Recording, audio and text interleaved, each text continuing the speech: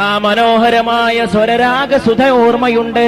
ബിലാലെ, ചരിത്രത്തിന്റെ പിൽക്കാലത്തേക്കൊന്ന് കൈപിടിച്ചു കൊണ്ടുപോകുമോ? വീണ്ടും മദീനയുടെ നായകന്റെ ഓർമ്മകൾക്ക് ജീവൻ നൽകുമോ?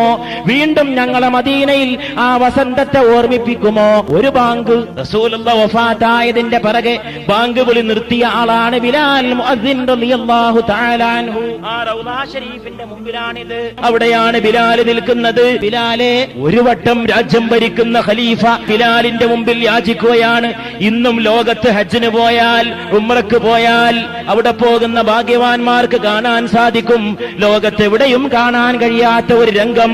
ആഫ്രിക്കക്കാർ, വലിയ ഉയരമുള്ളവർ, അവരൊന്ന് ഉന്തിയാൽ മതി, നമ്മൾ ഇന്ത്യക്കാര് താഴെ വീണു പോകും. കൂട്ടം കൂട്ടമായിട്ട് അവർ ഹജ്ജിന് ഒഴുകിയെത്തുകയാണ്. അവരെ കാണുമ്പോൾ നമ്മുടെ മനസ്സിനകത്തൊരു മന്ത്രമുയരും. ബിലാൽ